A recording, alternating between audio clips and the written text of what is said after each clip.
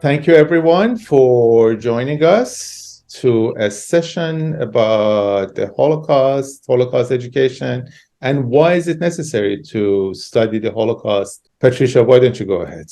Well, I think there are so many lessons that can be drawn from the Holocaust. The Holocaust teaches us, of course, where prejudice can lead, how lethal it can be.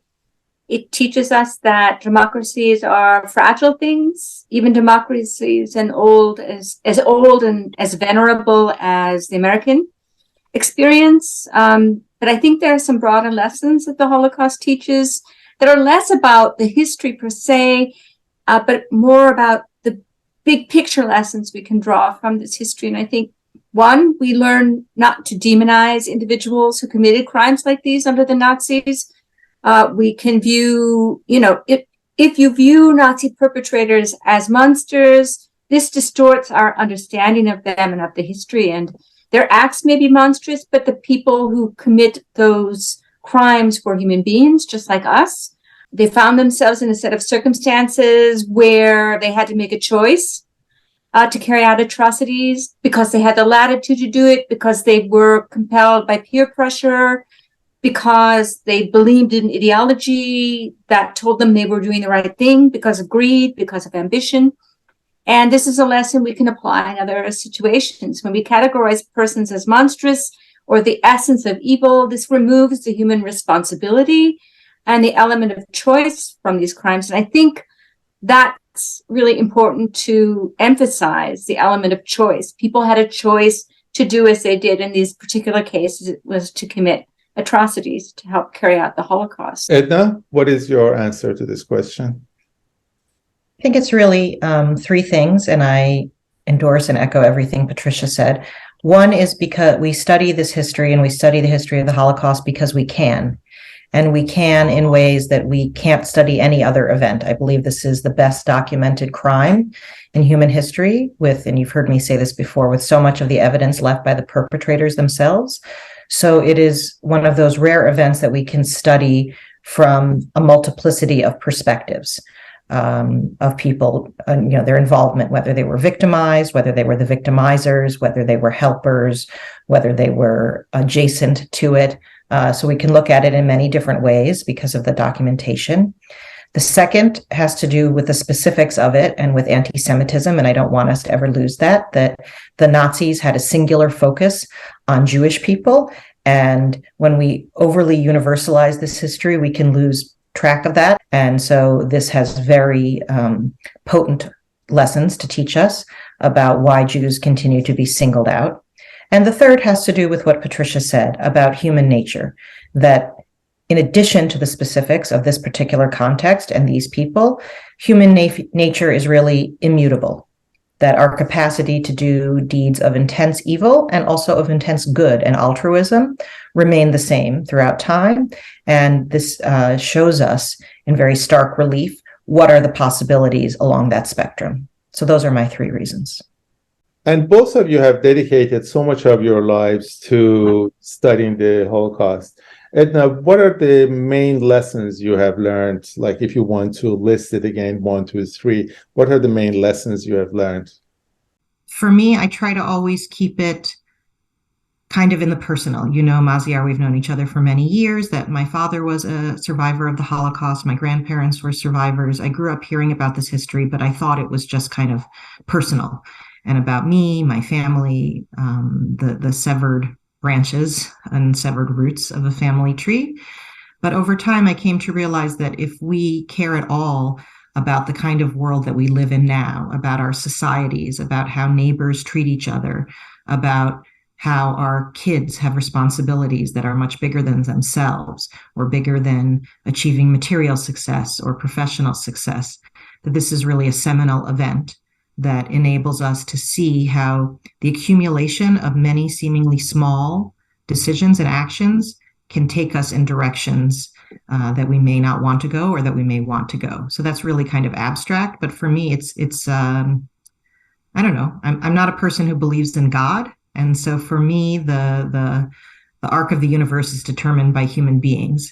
And so we have an obligation, I think, to be reflective and to learn from past events and to have them correct and nudge us, even if it's in ways that feel uncomfortable.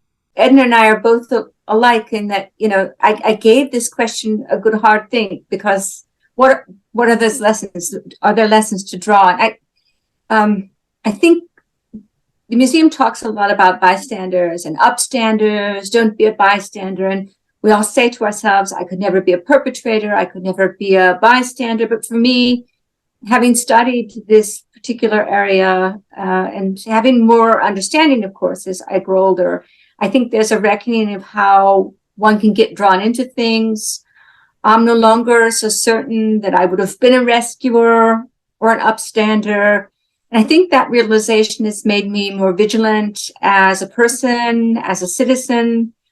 I also have come to believe that the veneer of civilization is really thin. In peacetime, there's civility, there's manners, there's law and order, there's respect for one's fellow man, but that can very easily go by the wayside very quickly. And that idea, that enlightenment has made me more vigilant too, and more self-inspection about what I do and what I say. And as historians, how do you feel when someone compares an event or even a tragedy to the Holocaust, or a dictator or a tyrant to Hitler? How do you feel when someone says so-and-so is like Hitler, or this is the Holocaust in such and such country? How do you feel? I think it's one thing to compare the Holocaust to other genocides or certain aspects of what caused the Holocaust in a careful, nuanced way, because as Edna said, we can see warning signs from the sort of the prologue that goes into the Holocaust. So in some cases, that's helpful. But I think when people compare the Holocaust or the Nazis or Hitler casually to modern events, that's a cause for concern. And we call that here in the museum playing the Nazi card, right? I think it's okay to discuss and point out similarities in a thoughtful way. And that's how we understand those warning signs that Edna talked about. That's how we understand comparisons of genocide. That's how we understand the history and what it can teach us. But playing this Nazi card is really a rhetorical device to stop that debate and the give and take discussion, and to tar and feather the object of the rancor of whoever is mentioned, whether it's a dictator or a politician or whatever being compared to Hitler. It's to stop that debate rather than to encourage it. And my reaction when people make comparisons to Nazis or Hitler, first is that it hurts. That, as I said, that someone's murdered child or murdered father or husband didn't die so that you could then just throw it around in the service of whatever political cause that we have today. That's one.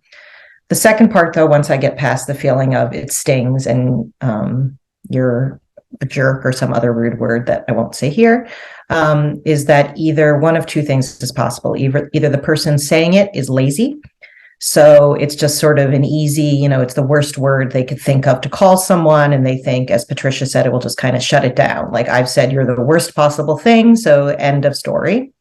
Or more worryingly, often there is an undercurrent of something more hateful. That's when you start to verge into distortion of Holocaust history or Holocaust denial, the idea that somehow, and we see this emanating right now from Russia, for example, from Moscow, where it's saying that somehow the Holocaust is for the West, and this is in this Russian narrative, Russian government narrative, that it's some kind of sacred cow or untouchable thing for the West, or it's used as a way to attack Israel, or it's used to attack Jewish people because they know, the speaker knows that it is a sore spot or a sensitive issue. So sometimes it's invoked out of laziness or being too casual, and sometimes it has a more aggressive agenda.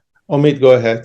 Edna, you mentioned how the Nazis exploited the centuries of hatred.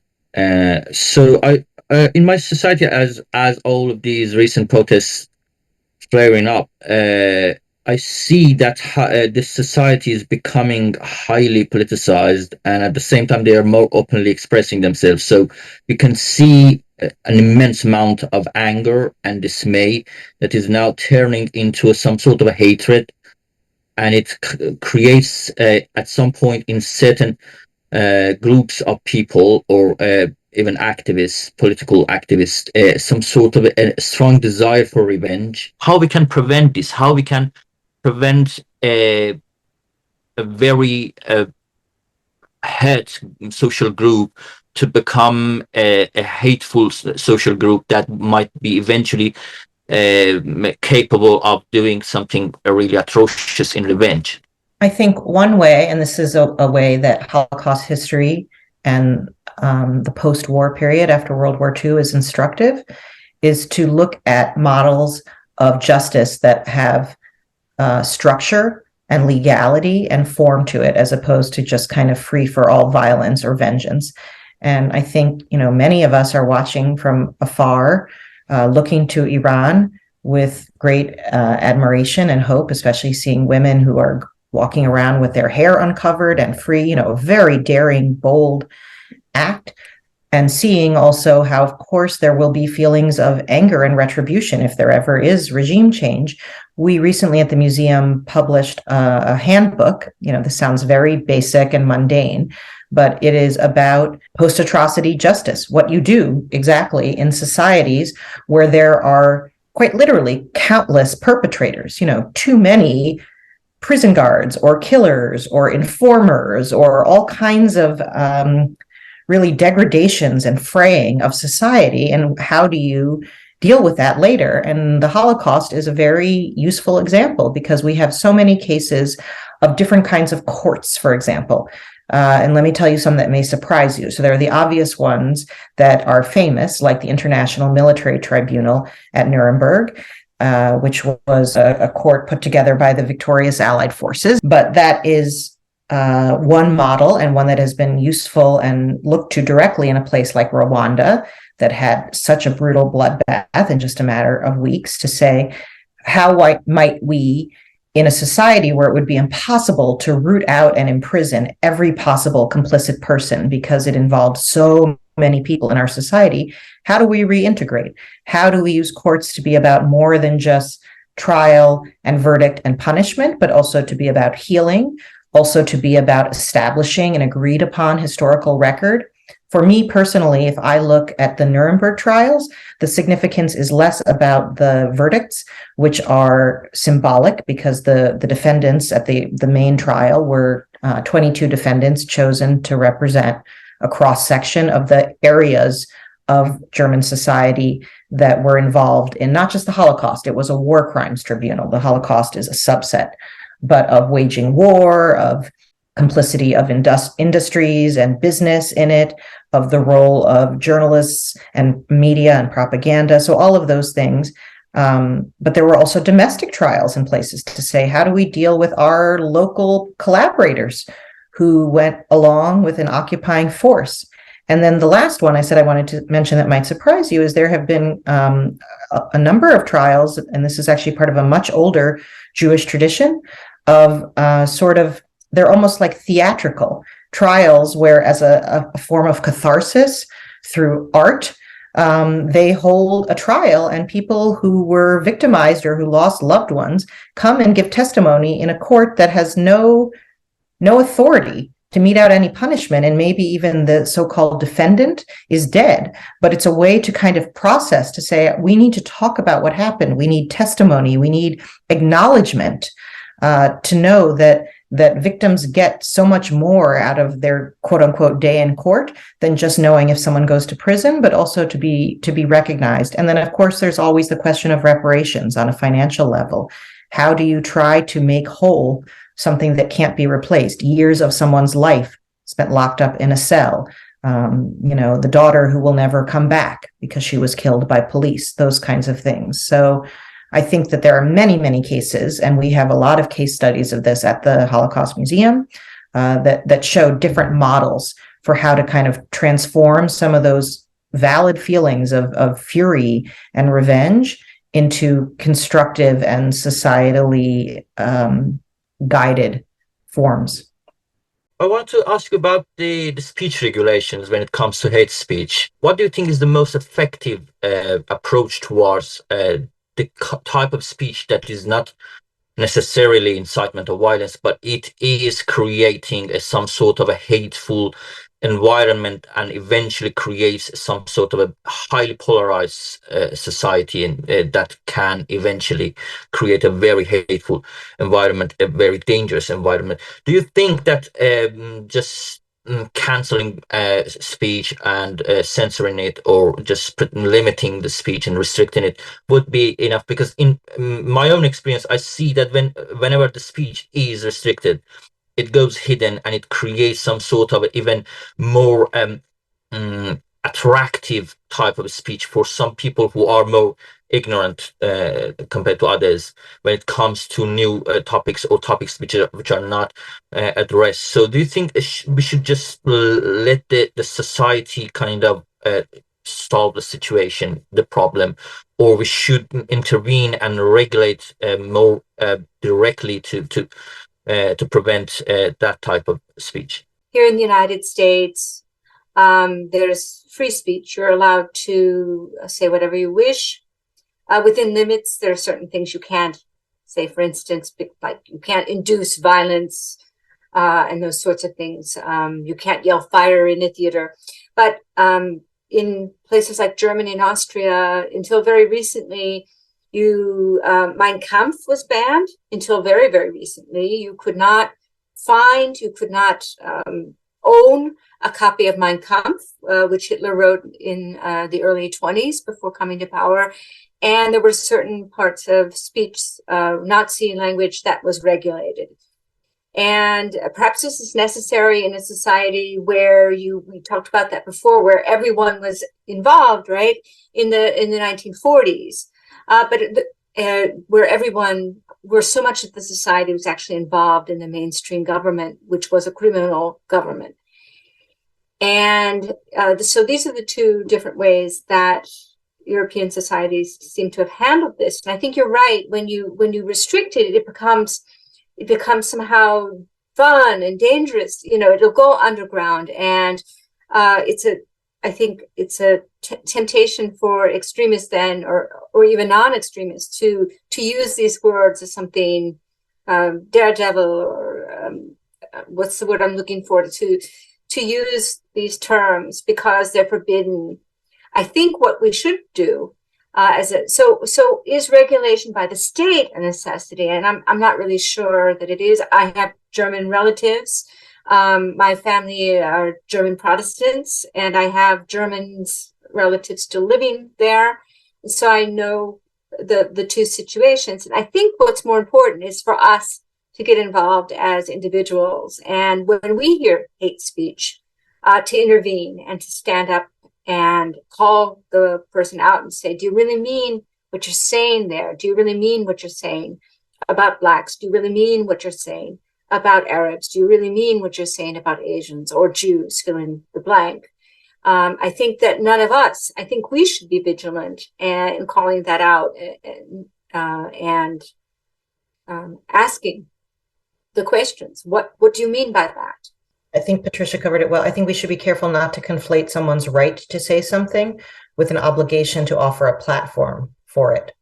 So just because you're allowed to say what you believe doesn't mean that this app has to permit it, or that I have to put it in your newspaper. When I was in college and I worked at the university newspapers, a Holocaust denier wanted to place an advertisement in the paper, and the paper refused to take it on the grounds that they didn't knowingly publish false advertising, but instead, and I can't say this with a straight face, but it's true, they took it as an opinion piece. So they wouldn't publish a factually inaccurate ad, but they felt that this man had a right to state his opinion. And I and some other people quit the paper because we said he can shout his opinion all he wants. He can make leaflets, he can mail them to people, he can scream it on the quad, but we don't have to give him a megaphone to talk about it. So I think that's the other thing. And we can lobby the places that we give our business to say, I don't want to be there if that's the kind of speech that you have. Also have to do with the specific country, specific history of that country, the context of that type of quote unquote censorship. For example, in Germany, Nazism and Nazi speech has a different history than in the United States. Or in Iran, eventually after the demise of this government, anti-Baha'i hate speech has a different history and the cultural and historical context than in, I don't know, in Germany or in Brazil. So doesn't it have to do also with the specific country and culture and history? Sure. But also that, as you've said already, that if an idea is tamped down too much, it becomes attractive as something subversive and can flourish in darkness. And so I think about kind of, with a toddler, when they have tantrum, they want attention. And so I think often purveyors of hate speech want attention, and they love to be called out in a public way. So I think as much as it's possible to kind of flag them or talk or shut it down quietly, that's good. But the minute that it becomes like a source of spotlight, it actually becomes even more appealing to do. Sona, Mehrak, do you have any questions? Go ahead. Mehrak, go ahead. I'm curious that how we can solve these problems, how we can prevent you repeating these kind of things in our communities. We know that the government, like the Nazi government and also the Islamic Republic, they have power. They could do anything that they want to do against the minorities like Baha'is or Jews or everywhere. But I'm thinking that how we can have some sorts of things to maybe reduce or solve the problem. I do have some ideas, although most of them are just me speaking to you person to person. I don't claim to have expertise in, direct conflict resolution, but having looked at a lot of this history, I think elements of it have to do with, first of all, awareness. When minorities are at risk, and the Holocaust is sort of the most extreme example, or as I said, the best documented example, that when minorities are at risk, the whole society is actually unhealthy, that it's just a symptom. So in the particular history in which I am trained, it is the Jews, but it didn't end with the Jews. And the Jews were the primary target, but that there were also many other groups that were targeted by the Nazi regime. So for different reasons, and we can go into them, but Roma and Sinti people, Jehovah's Witnesses, people with both physical and mental disabilities, gay men, that societies that have this kind of rigid approach of an in-group and an out-group tend to cause a lot of destruction and violence and misery to everyone who is determined to be on the periphery. I was wondering what the two of you, Patricia and Edna, think about the global community's responsibility in the face of atrocities happening in different parts of the world. I'm just wondering what you think about the global community should do, considering the insurmountable walls of sovereignty in international law, where when there is a state in power, we can't do anything about it. So what do we do as people, not as just governments and states, but as members of just communities who are traumatized, we know what trauma is. We know what atrocities are. I can be more specific. I am actually talking about Iran.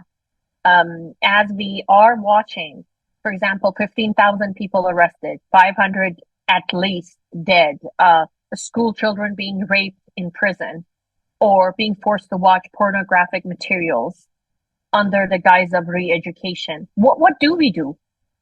I wish I knew. I mean, the closest things that I can think of, and again, this is just based on human experience, it's not something I'm trained in, but is about, I think, human contact, human networks, making people feel that they're not alone, that the world did not forget, that the world has not gotten bored and moved on to the crisis du jour, of spreading awareness about things, and also of giving models of resilience. I mean, some of the most beautiful interactions that I've seen in my 20 plus years at the museum have been between Holocaust survivors and people who have survived or left behind families in crisis zones now.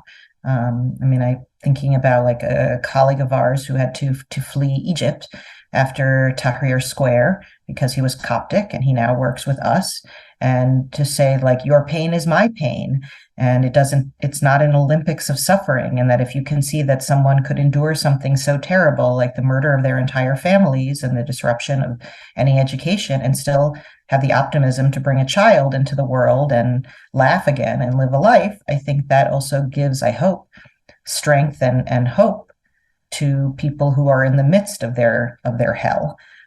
So I think the digital world is a place where we have online and global community in a way that we didn't before. And maybe that person you were talking about, Sona, is very literal about that. I don't, the United Nations is supposed to be, but I don't think most of us feel that it is very effective, because clearly things still happen. So I would imagine through digital communities is one way, and by drawing attention to the place. Elie Wiesel quoted him at the beginning. He said, wherever there is suffering, that must be the center of our world. I'm paraphrasing. But for us to direct spotlights in a way that we can, and get allies and get ambassadors, people with big social media followings, to care about the people and places that we care about. So people see it's not just a niche thing, or it's not just for Iranians or for the Persian diaspora, but for all people of goodwill and who care about those topics, to own it as their own, and to know that they are interlinked. So from what I'm hearing, you're talking about empathy, that one of the main thing that we can take away from Holocaust education or learning about the Holocaust is to have empathy with other people, with the suffering of other people.